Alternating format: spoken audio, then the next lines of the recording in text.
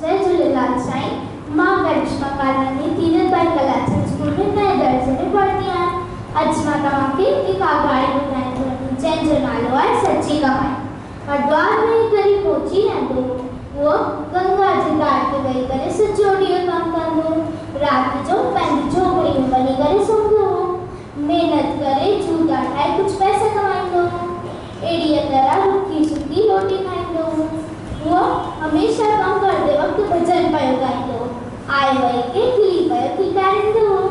वो तमाम खुश हो। एक ॾींहुं हिकु साधु वटायो। साधु पंहिंजी झोलीअ मां हिकु पत्थर कढी ॾिनसि ऐं चयसि, इहो पारे जो पत्थर आहे, लोह खे सोन बदिलजंदो आहे, तूं पाण वटि रख। मोची चयसि, महाराज माफ़ कजो, मां महिनत सां कमाईंदो आहियां, मूंखे कंहिंजी मदद जी घुर्ज कान्हे। सादे खाधे ऐं सादी झोपड़ी में मां ख़ुशि आहियां ऐं ॾाढी प्रसन्न आहियां।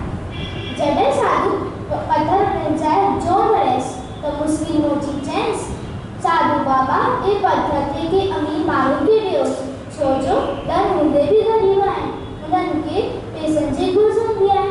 मां मुस्लिम मोची महिनत मां ई मज़ो आहियां, छा कंदसि पाड़े जो पत्थर। साधु सम्झी वियो ते मोची लालच कान्हे। मोची पंहिंजे कम मां लॻी वियो ऐं साधु हुतां हली वियो।